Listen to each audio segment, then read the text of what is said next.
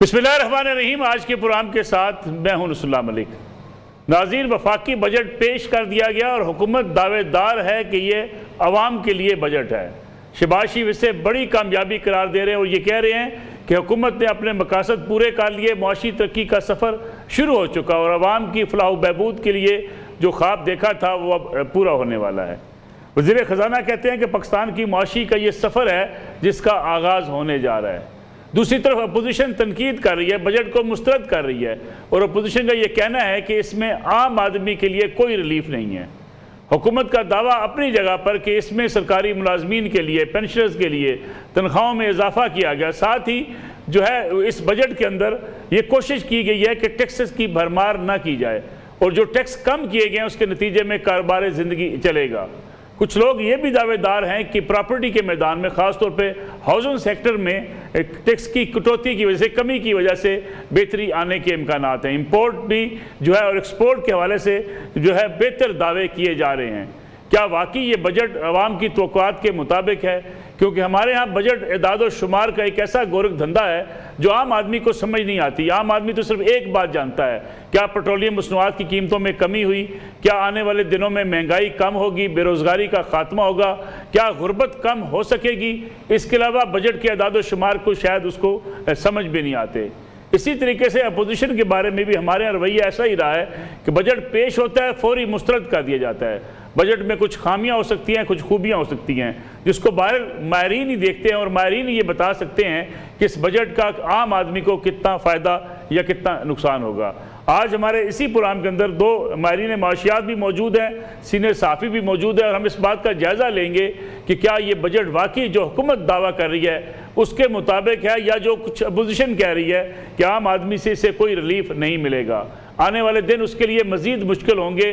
अगर मुश्किलात में कमी नहीं आ सकती तो फिर वज़ीर-ए-आज़म शहबाज शरीफ फलाही बजट कैसे कह रहे हैं। मेरे साथ मौजूद हैं डॉक्टर इकरामुल हक साहब, मुल्क के मुमताज़ माहिर मईशत हैं। डॉक्टर साहब आपका बहुत शुक्रिया। उनके साथ तशरीफ़ रखते हैं सीनियर सहाफ़ी तज़कियाकार जनाब सनाउल्लाह खान साहब। सनाउल्लाह खान साहब भी मुल्क में गवर्नेंस के हवाले से जो है अपने कॉलम्स में और अपनी ख़बरों में और अपने तज़ियों में आपके सामने सारी सूरत-ए-हाल पेश करते रहते हैं। डॉक्टर इकराम साहब, प्रोग्राम का आगाज़ मैं आपसे करना चाहूँगा। हुकूमत का दावा अपनी जगह पे, हम किसी तफसील में एदाद व शुमार में ना भी जाएँ तो मजमूई तौर पर आपको बजट कैसा लगता है? देखिए, बजट का खसारा जो है वो किसी हद तक कम पिछली दफा हुआ था मगर फिर बढ़ गया है, क्योंकि जो सूद की मद में अब पैसा रखा गया है वो ही इतना ज्यादा है कि वफाक ने अगरचे सूबों से 1300 अरब ले लिया मगर इसके बावजूद मसला हल होने की बजाय और पेचीदा होगा, क्योंकि सूबे ये पैसा तो दे देंगे मगर वो आगे हेल्थ, एजुकेशन और इन चीजों पर कोई खास खर्चा नहीं करते हैं और कुछ बड़े बड़े मंसूबे बनाकर वो भी उनसे मुकम्मल नहीं होते हैं। असल में जो डेवलपमेंट का मॉडल पाकिस्तान में है वो बिल्कुल नामुनासिब है, क्योंकि आप लॉन्ग टर्म इसलिए बोरिंग करते हैं कि आप कुछ ऐसे असासे पैदा करें जिससे लोगों का रोजगार में इजाफा हो, मुल्क की जो दौलत है उसमें इजाफा हो और उसका फायदा फिर सबको हो। हम ग्रोथ कर नहीं रहे हैं और आबादी हमारी वो जिस रफ्तार से बढ़ रही है उसकी वजह से आप देख रहे हैं कि इसी इकोनॉमिक सर्वे में उन्होंने इस बात को बिल्कुल माना है कि गुर्बत में 28-29% इजाफा हो गया है और ये वर्ल्ड बैंक की रिपोर्ट उसको 45 तक लेकर गई है। मगर हकीकत हाल भी यही है कि जहाँ चीजों की कीमतें पहुंच चुकी हैं, लोगों के लिए बहुत मुश्किल है कि वो इस आमदन के अंदर उसमें गुजारा करें। और वो ये भी कहा गया है कि जो पर कैपिटा आमदनी थी वो भी हमारी बजाय बढ़ने के कम हो गई है। ये भी इस बात का इशारा है कि टैक्सों का निजाम हो या और लेवीज हो, अब आप देखिए कि एक आदमी घर से निकलता है और वो बड़ी मुश्किल से रोजगार के लिए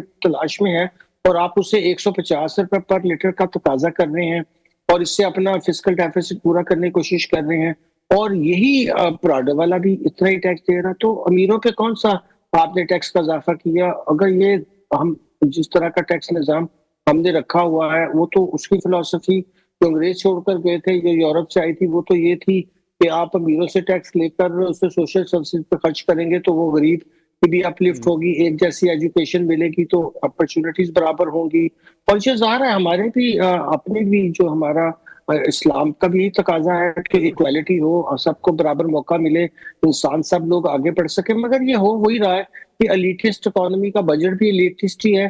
اس میں انہوں نے اپنے قرضوں کو اور اپنے جو کام تھے ان کو تو کم نہیں کیا ہے بلکہ بڑھا لیا ہے، اور سارا بوجھ شفٹ کر دیا ہے عام عوام کی طرف کہ انہی سے ٹیکس نکلواتے جاؤ، اور ان کی حالت جو ہے وہ اور بھی خراب ہوتی جائے، تو انہیں اس بات کی کوئی خاص پرواہ نہیں ہے. اس لیے میرا بنیادی اعتراض یہ، آپ نے صحیح درست فرمایا کہ یہ نمبرز میں ہم نہ جائیں تو یہ دیکھیں کہ رخ کیا ہے، کیا واقعی اس میں کوئی ایسی بات ہے جس سے روزگار ملے گا.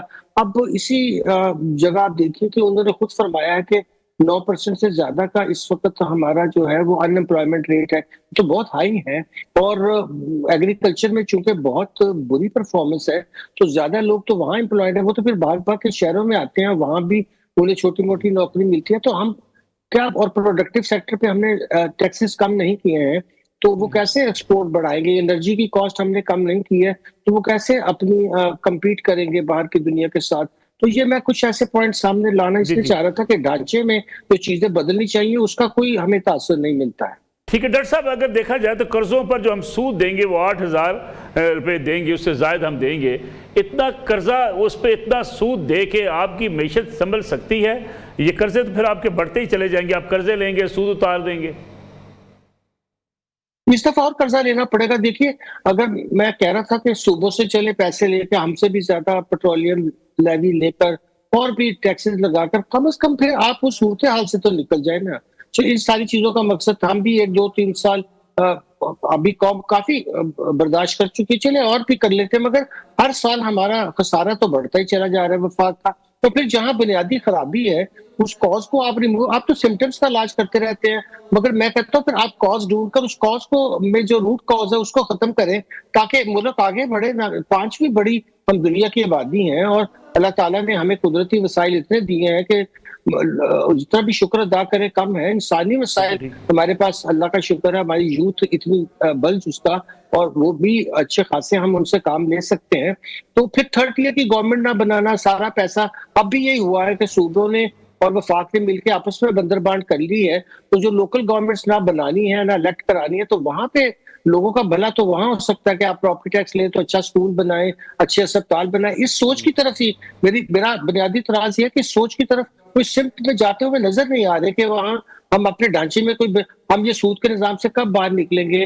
اور لکھ بھی دیا ہے آئین میں کہ 31 دسمبر 2027 تک سود کا خاتمہ کر دیا جائے گا، مگر آپ کو اس کی طرف کوئی سمت نظر نہیں آتی، کوئی بحث نظر نہیں آتی، کوئی بات ہے. وہی روایتی بات ہے، جتنا ڈیفیسٹ ہو گیا اتنا ٹیکس بڑھا دیا، اتنا ٹیکس کم کر دیا، ایک کا بڑھایا دوسرے کا کم کر دیا، اور وہی بس آپ سمجھیے کہ بکس کو بیلنس کرنے کی جو گیم ہے وہی چل رہی ہے. کوئی سوچ میں تبدیلی نہیں، کوئی ایکشن میں تبدیلی نہیں.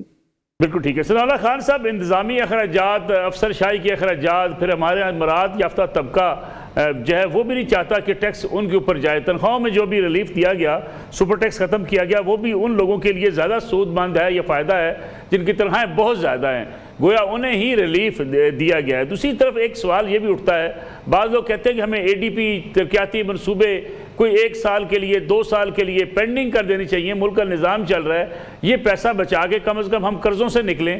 جب ہم قرضوں میں دبتے چلے جا رہے ہیں، پھر سود کی مد میں ہمیں جتنی رقم دینی پڑتی ہے وہ آپ بجٹ کا سب سے بڑا حصہ تو وہ چلا جاتا ہے. جی دیکھیں، سارے ٹیکس لگانے کا مقصد کیا ہوا؟ اگر آپ نے سود میں ہی دے دینا ہے تو اب آپ بینکوں سے پیسہ لیتے ہیں. میں ڈاکٹر صاحب آپ کی واپس آتا ہوں، میں چاہتا ہوں ثناء اللہ خان صاحب سے اس پہ انپوٹ لے لوں. جی ثناء اللہ خان صاحب. جی بالکل، اس کی دو بجٹ کے اس کی چیزیں ہیں، ایک فسکل سائیڈ ہے، ایک ٹیکسیشن سائیڈ ہے. اور جہاں پر آپ فسکل سائیڈ کی بات کر رہے ہیں تو فسکل سائیڈ پہ آپ نے بتا دیا کہ 18,771 ارب کا یہ اگر یہ ٹیکس ہے، آپ کا بجٹ ہے فیڈرل، تو اس میں جو ڈیفیسٹ ہے وہ 7,000 ارب سے زیادہ ہے. اور اس 7,000 ارب کے ڈیفیسٹ کو کم کرنے کے لیے آپ نے 1,800 ارب صوبوں کا جو ہے سرپلس ڈال دیا ہے. اب صوبوں پہ 2 قسم کے انہوں نے دورے وار کیے ہیں. ایک یہ 1,800 ارب کا سرپلس صوبے دیں گے، ساتھ میں آپ نے ان کا جو ڈیولپمنٹ بجٹ ہے وہ 1,000 ارب روپے کٹ کر دیا ہے، جس میں 700 ارب پنجاب کا ہے. جس ملک میں 7.5 کروڑ لوگ، کل خود جو آپ نے دیا ہے سروے، اس میں آپ نے خود بتایا ہے کہ 7.5 کروڑ پاکستانی بلو دی پاورٹی لائن ہے. مطلب ہے بلو دی پاورٹی لائن مطلب یہ ہے کہ ان کی جو آمدن ہے ماہانہ 8,500 یا اس سے کم ہے. اور اس کا مطلب یہ ہے کہ وہ پاکستانی 7.5 کروڑ ایک ٹائم کا کھانا کھاتے ہیں بمشکل سے, اور وہ بھی کوالٹی کا نہیں ہوتا. علاج اور تعلیم تو اس سے تو باہر نکل جائیں. تو یہ تو ہماری فسکل پوزیشن ہے, اور اس کی وجہ آپ نے بتا دی ٹیکسیشن ہے. اور آپ جو کہہ رہے ہیں کہ ڈیولپمنٹ کو چھوڑ دیں, بٹ ڈیولپمنٹ کا بجٹ آپ جمع بھی کرا دیں پھر بھی آپ کے جو قرضے ہیں نا ڈیٹ ٹریپ میں ہیں. آپ اندازہ کریں آپ کے اوپر قرضے اور ٹیکس لائبلٹی جو ہیں, ڈیٹ لائبلٹی وہ 95 سے 97 ہزار ارب روپیہ ہے. وہ تھوڑا نہیں ہے, بلکہ جو آپ کا ایکسٹرنل ڈیٹ ہے وہ 150 ارب ڈالر تک پہنچ چکا ہے. تو یہ اتنا آسان نہیں ہے. اس کے لیے آپ کو اپنی پوری اکانومی کو, اپنے پورے سٹرکچر کو تبدیل کرنا پڑے گا.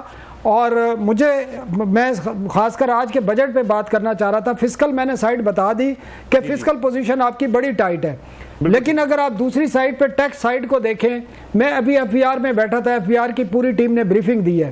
جی تو لگتا یہ ہے کہ جو یہ ٹیکس سسٹم جو انہوں نے ٹیکس انیشیٹو اناؤنس کیے ہیں, اس سے لگتا یہ ہے کہ ایف بی آر نے, جو پرائم منسٹر نے آئی ایم ایف کی ایم ڈی کو کال کی ہے, وہ کام کر گئی ہے. کیونکہ اس میں بہت ساری مجھے حیرانگی طور پر ہوئی ہے کہ بہت زیادہ ریلیف دی گئی ہیں.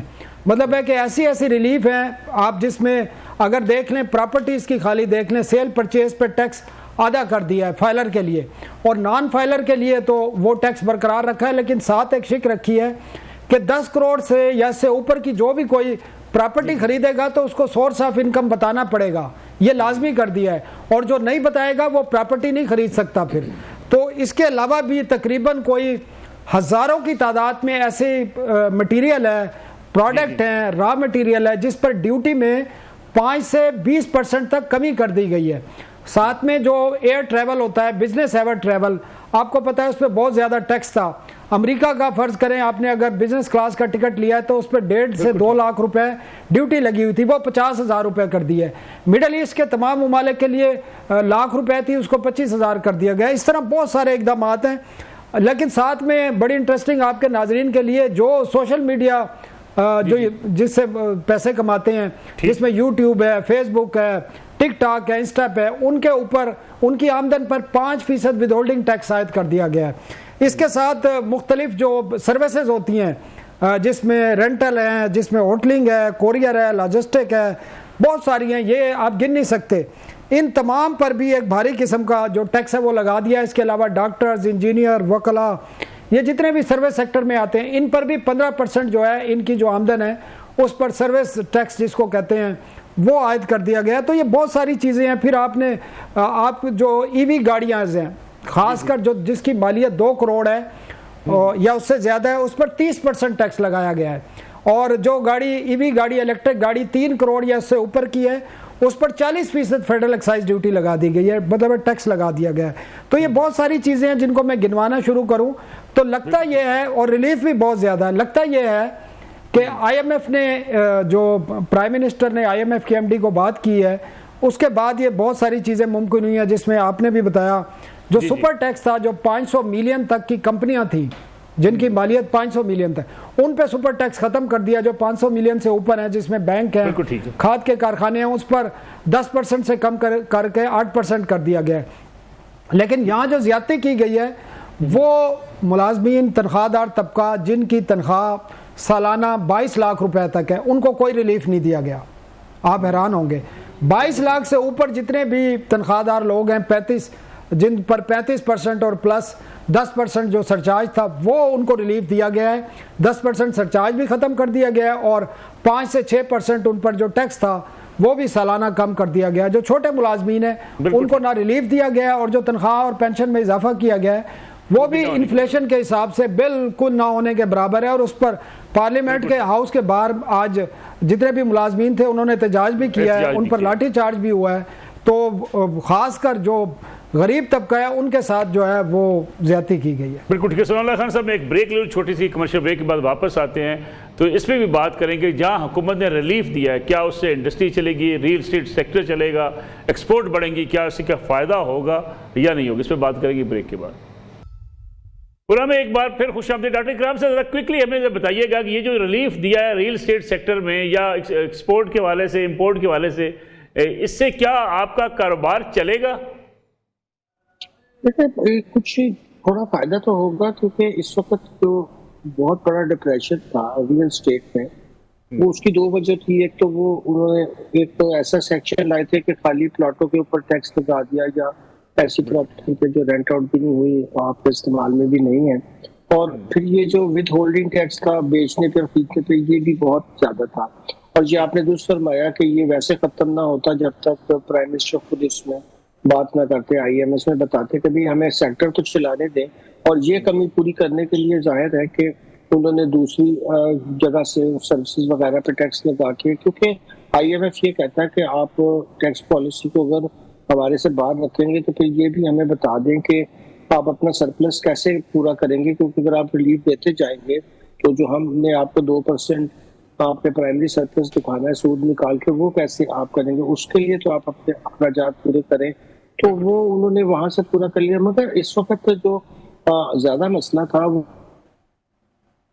یہ تھا کہ جو ہماری ایکسپورٹس ہیں وہ بہت ہی نان کمپیٹیٹیو ہوتی چلی جا رہی ہیں، اور انہوں نے اس کے اوپر زیادہ ٹیکس لگا دیا تھا۔ سروس کے اوپر 1% تھا، اور یہ پہلے ہوتا ہے ایکسپورٹ کرتے تھے، بالکل ٹھیک، مگر اس کے اوپر اب انہوں نے 29% ٹیکس لگا دیا، اور اس کے علاوہ پھر اور دوسرے ٹیکسز بھی شامل کر لیں، اور سپر ٹیکس چلے پر ان پہ ختم کر دیا، بہت اچھا کیا۔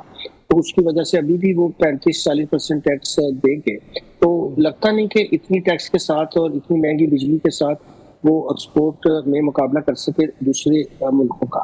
تو اس کی طرف زیادہ توجہ دینی چاہیے، کیونکہ ایگریکلچر میں آپ دیکھیں کہ ہم بہت پیچھے جا رہے ہیں اور نیٹ امپورٹر بن چکے ہیں ہم ایسی چیزوں کی، اور ہمیں پاس اپنی کپاس بھی اس سے پہلے ہم ایک زمانے میں ایکسپورٹ کیا کرتے تھے، اور ہماری مصر کے لیول کی لینٹ ہوتی تھی، اس کو تباہ کر کے اب آپ امپورٹ کر رہے ہیں، اور امپورٹ کرنے کے بعد آپ نے دیکھا ٹیکسٹائل بہت پیچھے جا رہا ہے۔ تو ایگریکلچر کی طرف زیادہ توجہ، فوڈ سیکورٹی کے علاوہ وہاں سب سے زیادہ لوگ جو ہیں وہ اس پہ کام کرتے ہیں، ان کی زندگیوں کے مسئلے ہیں، ان کو آپ نے برباد کر دیا۔ 2 فصلوں میں آپ نے لاگت سے بھی کم پہ ان کو جو ہے خرید ہوئی ان کی۔ تو اس چیز کی طرف زیادہ توجہ دینی چاہیے، تاکہ یہ وہ بڑا طبقہ ہے، چھوٹے طبقے کو اگر اوپر ویسے بہت آلریڈی کافی مفادات ہیں اور وہ تھوڑی بہت سیکریفائس دے بھی سکتے ہیں، مگر غریب لوگوں کو تو اب آپ روزگار کیسے پیدا کریں گے اگر 20% کم از کم آپ اپنی انویسٹمنٹ نہیں کریں گے، 20 سے 30%، پھر ہی 3 ملین ینگ لوگ کو آپ نوکریاں دے سکیں گے؟ اس کی طرف توجہ مجھے کم نظر آئی۔ ٹھیک ہے ثناء اللہ خان صاحب، ٹیکس نیٹ بڑھے گا کیونکہ جو تاجروں کے اوپر فکس ٹیکس لگایا گیا ہے، کیا تاجر اس ٹیکس نیٹ میں آئیں گے؟ کیا ہم نیٹ بڑھا پائیں گے؟ دیکھیں ملک صاحب، مجھے اس پورے بجٹ میں یہ سب سے بڑی خرابی نظر آ رہی ہے، کیونکہ آپ یہ 44 لاکھ کے قریب جو ہیں یہ ٹریڈرز ہیں، چھوٹے دکاندار جن کو کہتے ہیں، آپ نے ان کو وہ اسکیم دی ہے کہ آپ نے ایک ڈسٹارشن پیدا کر دی ہے۔ ڈسٹارشن کا مطلب یہ ہے کہ آپ ان سے کہہ رہے ہیں کہ آپ 25,000 ٹیکس دے دیں، آپ ڈیجیٹل انوائسنگ سے بھی آپ ایگزمپشن ہے، آپ کو آڈٹ سے بھی ایگزمپشن ہے، آپ کی دکان میں کوئی آئے گا بھی نہیں۔ تو آپ وہ جو ایک ہوتا ہے نا برابر سب کو ایکول ٹریٹ کرنا، وہ والے سسٹم سے اب آپ نکل گئے ہیں، ان لوگوں کو نکال دیا، اور انہوں نے ابھی بھی نہیں دینا، کیونکہ یہ ہم 10-15 سال سے دیکھ رہے ہیں، ان کو مختلف گروپ بنے ہوئے ہیں، ایک گروپ ان کے ساتھ ایگریمنٹ کرتا ہے، دوسرا گروپ جو ان کے ساتھ ملا ہوتا ہے وہ پھر مظاہرے شروع کر دیتا ہے اور ہڑتالیں شروع کر دیتا ہے، اور یہ ہو رہا ہے اس وقت۔ تو بالکل ایکول ٹریٹمنٹ ہونا چاہیے تھا اس اسکیم کی بجائے، اور مسلم لیگ نون کی حکومت کبھی بھی تاجروں سے ٹیکس نہیں لے سکی، اور اس کا الٹیمیٹلی پھر جو پریشر آتا ہے وہ پاکستان کی عام عوام پر آتا ہے، جس طرح اس والٹ آنے کے بعد آپ کے جو پیکٹ دودھ ہیں اور مختلف چیزیں ہیں وہ بھی ٹیکس نیٹ میں اس بجٹ کے بعد آ جائیں گی، اور اسی طریقے سے باقی چیزیں جو ہیں مختلف شیڈول جو تبدیل کیے ہیں، مختلف سینکڑوں آئٹم ہیں جن پر اب جی ایس ٹی آنے جا رہا ہے۔ تو الٹیمیٹلی یہ عام لوگوں پر پھر ہٹ ہوتا ہے جب آپ کا ٹریڈر طبقہ، تاجر طبقہ ٹیکس نیٹ میں نہیں آتا، اور اسی لیے یہ جو تنخواہ دار طبقے پر اتنا ٹیکس لگایا گیا تھا جو ابھی بھی برقرار ہے، اس کی وجہ یہی تھی کہ آپ بزنس مین سے ٹیکس نہیں لے پا رہے. تو میں تو کم از کم اس اسکیم کو سپورٹ نہیں کرتا, یہ ڈسٹارشن پیدا کرے گی, اور ان ٹریڈرز نے آگے چل کے بھی آپ کے ساتھ کوئی تعاون نہیں کرنا, کوئی ٹیکس نہیں دینا. ثناء اللہ خان صاحب, ڈاکٹر اکرام راکب صاحب, دونوں مہمانوں کو بہت شکریہ. ناظرین, ایک بریک کا وقت ہوا ہے, جب بریک سے واپس آئیں گے تو ہمارے ساتھ موجود ہوں گے ملک کے ممتاز ماہر معاشیات ڈاکٹر شاہد حسن صدیقی صاحب. ان سے پوچھیں گے کہ بجٹ کتنا عوامی ہے اور کتنا عوام کے لیے یہ مشکلات میں اضافے کا باعث بنے گا. واپس آتے ہیں ایک بریک کے بعد. پروگرام ایک بار پھر خوش آمدید. ہمارے ساتھ موجود ہے ملک کے ممتاز ماہر اقتصادیات جناب ڈاکٹر شاہد حسن صدیقی صاحب. ڈاکٹر صاحب, آپ کا بہت شکریہ پروگرام میں وقت دینے کے لیے. ڈاکٹر صاحب, حکومت کہتی ہے بڑا زبردست بجٹ ہے, اپوزیشن کہتی ہے عام آدمی کے لیے مشکلات میں اضافے کا باعث بنے گا. کیا مہنگائی کم ہوگی؟ کیا بے روزگاری کا خاتمہ ہوگا؟ کیونکہ اعداد و شمار تو عام آدمی کو سمجھ نہیں آتے, وہ صرف یہ جاننا چاہتا ہے کہ میرے لیے اس بجٹ میں کیا ہے. بہت شکریہ آپ کا. دیکھیے, اصل میں پریشانی کی بات کچھ اور ہے, اور وہ یہ ہے کہ یہ جو وفاقی بجٹ ہے یہ ملکی اور بیرونی اشرافیہ کے گٹھ جوڑ کے نتیجے میں بنایا گیا ہے. اس میں طاقتور طبقوں کے ناجائز مفادات کا تحفظ کیا گیا ہے. اور میں آپ کو صرف یہ بتا دوں کہ مسلم لیگ نون کے منشور کے الفاظ, پاکستان کی بیمار معیشت اس وقت تک ٹھیک نہیں ہو سکتی جب تک وفاق اور صوبے ہر قسم کی آمدنی پر ٹیکس نہ لگائیں, معیشت کو دستاویزی نہ بنائیں, کالے دھن کو سفید ہونے سے نہ روکیں. اور ہمیں معلوم ہے کہ طاقتور طبقے اس کی مخالفت کریں گے اور ہم ان سے نمٹ کر دکھائیں گے. اب انہوں نے ان کو گلے لگا لیا. اصل جو مجھے پریشانی ہے وہ یہ ہے, عوام کی تو تکالیف بڑھیں گی, جو مہنگائی ہے اس سے کہیں زیادہ رہے گی, بے روزگاری بھی ہوگی, مگر میرا مسئلہ اس وقت کچھ اور ہے. اور وہ مسئلہ یہ ہے کہ اس وقت 9/11 کا یہ ایک اہم اور فیصلہ کن دور ہے. اس دور میں گریٹر اسرائیل اور دوسرے کے ساتھ ساتھ الٹیمیٹ ہدف آگے چل کے جو ہے وہ پاکستان ہوگا, خدا نخواستہ. اور اس بجٹ میں اس بات کو یقینی بنایا گیا ہے کہ ان استعماری مقاصد میں معاونت ہو. میں ابھی ثابت کر دوں گا یہ کیوں ہے. پہلی بات تو یہ ہے کہ آپ یہ دیکھیے کہ یہ جو کہتے تھے کہ یہ آخری پروگرام ہوگا IMF کا, یہ 100% سے زیادہ یقینی ہے کہ ہم ایک مرتبہ پھر IMF کے پاس جائیں گے 1988 کے بعد 7ویں مرتبہ. پھر یہ کہتے تھے کہ جناب یہ ہمیں اڑان پاکستان ایک پروگرام آیا تھا, ان اہداف سے اس کو بالکل جو ہے نظر انداز کر دیا گیا, اس کو بالکل ختم کر دیا گیا, وہ آؤٹ آف کوشچن ہو گیا. تیسری بات یہ تھی کہ ہم کہتے تھے کہ جب 20 ممالک جو بڑے ہیں ان میں شامل ہونے جا رہے ہیں, اب یہ 2050 تک بھی نہیں ہوگا. 2027 تک یہ کہا گیا تھا کہ ہم سود کا خاتمہ کریں گے, ترمیم آئی تھی, اب یہ بالکل ناممکن بنا دیا گیا ہے. اور اس وقت پاکستان 10 ملکوں میں شامل ہے جہاں بھوک کی صورتحال سنگین ہے, اور اس میں کوئی ایسی تجویز نہیں ہے کہ بھوک سے لوگوں کو نکالا جا سکے. تو میرا صرف کہنا یہ تھا کہ 26 ملین بچے اسکول نہیں جا رہے, یہ اگلے 25 سال میں بھی نہیں جائیں گے. آئین 25A جو ہے اس سے یہ متصادم ہے.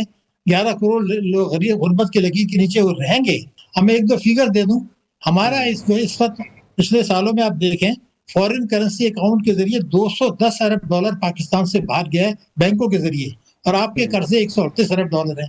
کس خوشی میں آپ یہ لوگوں کو اجازت دے رہے ہیں کہ پیسے باہر بھیجیں تعلیم اور صحت کے علاوہ.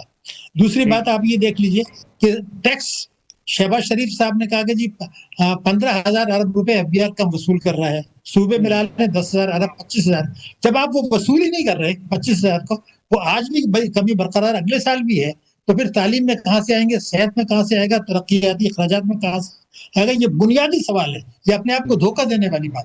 مگر ایک اور جو بات ہوئی نشکاری کے بعد, جو تباہی اور بربادی بینکوں کی آئی ہے, میں نے دنیا بھر میں بینکنگ کی ہے سورل پوزیشنز میں ایک جملہ کہتا ہوں, دنیا کا کوئی ایک ملک بتا دیجیے, پورے امریکہ, یورپ, پاکستان, ایک ملک بتا دیں جس میں تجارتی بینکوں نے جو قرضے دیے ہیں وہ دیے ہیں 14,125 کروڑ کی آبادی کو, اور 39,000 کی سرمایہ کاری کر دی مصرف اور بجٹ خسارے کے لیے.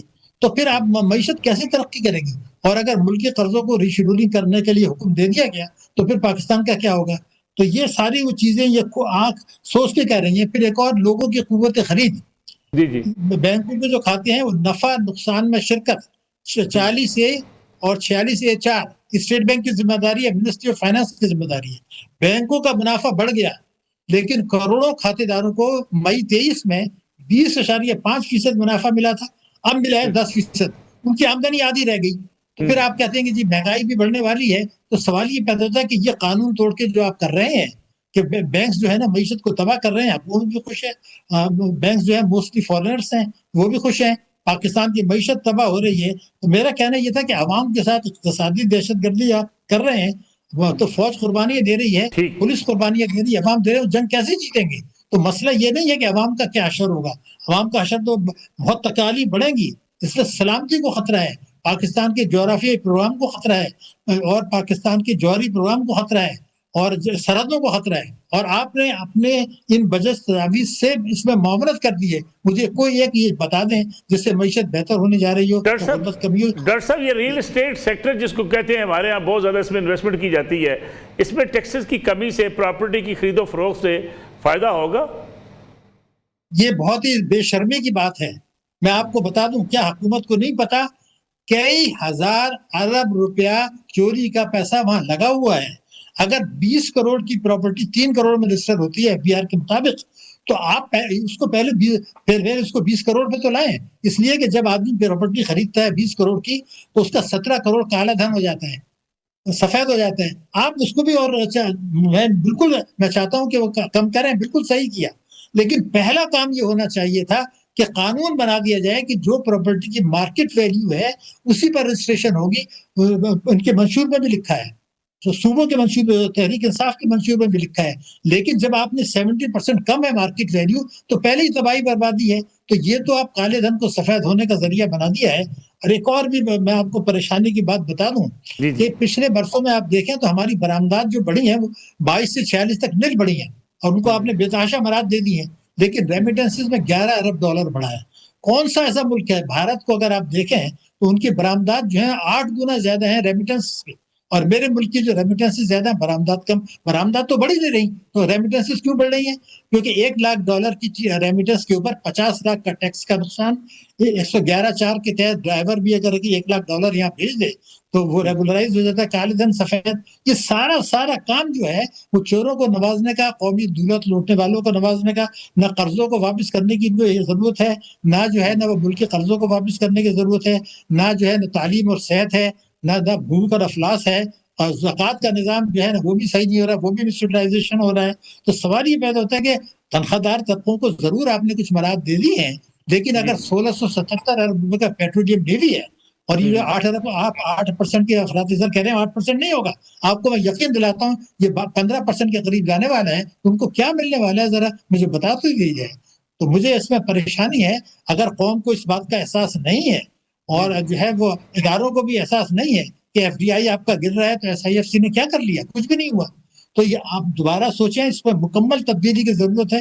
بینکنگ میں جو کچھ ہو رہا ہے اس میں مکمل تبدیلی، یہ ٹیکسوں کی بات کرنا یہ بے معنی بات ہے۔ اصل میں جو کچھ ہے اس میں خطرات اور سنگین بہت زیادہ ہیں، اور جب امریکہ کا رویہ ہمدردانہ بدلے گا چند برسوں کے بعد تو یہ بجٹ میں تیاری کر لی گئی ہے کہ اس وقت جو ہے نا ہم گھٹنے ٹیک دیں۔ یہ خوف آ رہا ہے۔ ڈاکٹر صاحب جو قرضے ہیں ہمارے اوپر وہ تو بڑھتے چلے جا رہے ہیں، دوسری طرف اگر ہم بے نظیر انکم سپورٹ کی پروگرام کی بات کریں اس میں بھی 838 ارب ہم لگا رہے ہیں۔ ہم اپنے یہ جو ترقیاتی منصوبے ہیں مؤخر نہیں کر سکتے جب تک ہم قرضوں کی دلدل سے نکل نہیں آتے؟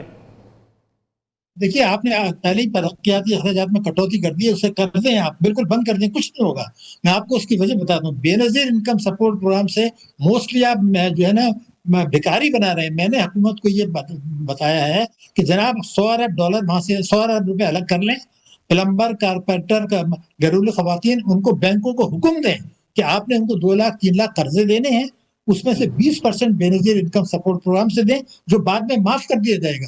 تو 100 ارب بے نظیر انکم سپورٹ پروگرام سے 1200 روپے لوگوں کو مل جائیں گے، اور وہ اپنا رزق کمائیں گے۔ وہ ہم کرنا نہیں چاہتے، کیونکہ اشرافی یہ سمجھتے ہیں کہ اگر یہ کیا تو یہ لوگوں کا پیٹ بھر جائے گا، تو یہ پھر یہ خرابیاں بتائیں گے۔ تو یہ تیاری نہیں ہے، مسئلہ یہ ہے ہی نہیں ہمارے قرضے جو ہے نا یہ کیوں ہے؟ پہلے تو یہ آپ دیکھ لیجیے۔ میں ہی پوچھنا چاہتا ہوں کہ کیا ہماری امپورٹ دگنی سے زیادہ نہیں ہے ایکسپورٹ کی؟ دگنی سے زیادہ میرے ملک کی امپورٹس ہیں، تو یہ تو پھر آپ کے قرضے تو بڑھیں گے۔ تو میں یہ پوچھنا چاہتا ہوں یہ امپورٹ دگنی سے زیادہ کیوں ہے؟ جب میرے پاس پیسے نہیں ہے تو آپ ان کو کیوں نواز رہے ہیں؟ تو سارا اشرافیہ کو نواز کے، ملک کی معیشت کو کھوکھلا کر کے، عوام کو کچل کے یہ جو کچھ ہو رہا ہے۔ میں نے جو فیگر دی ہیں اس کی کریکٹنس کی ذمہ داری میری ہے، میں آپ کو ثابت کر سکتا ہوں کہ یہ سارا جو ہے نا، ایک تو فائنانس منسٹر جو ہے نا بینکر کا کام بھی نہیں ہوتا۔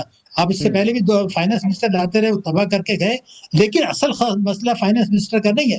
یہ تو جو پوری کیبنٹ ہے، جو پارلیمنٹ ہے، صوبائی اسمبلی ہے، یہ اب اشرافیہ کی معیشت ہے۔ IMF اور امریکہ کے مفادات، پاکستان کے طاقتور طبقوں کے مفادات، ٹیکس چوروں کے مفادات، قومی دولت لوٹنے والوں کے مفادات، ملک سے باہر منتقل کرنے والوں کے مفادات، پراپرٹی مافیا، شوگر مافیا، ان سب کے مفادات کا تحفظ ہے، آٹوموبائل سیکٹر کا تحفظ ہے، سب کے مفادات کا تحفظ ہے، سوائے پاکستان کی معیشت، پاکستان کی سلامتی اور پاکستان کے عوام، اس کے علاوہ سب کا تحفظ ہے۔ ڈاکٹر شاہ حسن صدیقی صاحب، پروگرام کا وقت چونکہ ختم ہو گیا، بہت بہت شکریہ وقت دینے کے لیے۔ ناظرین، آج کا پروگرام تھا، انشاءاللہ کل آپ کی خدمت میں دوبارہ حاضر ہوں گے۔ اجازت دیجیے، اللہ حافظ۔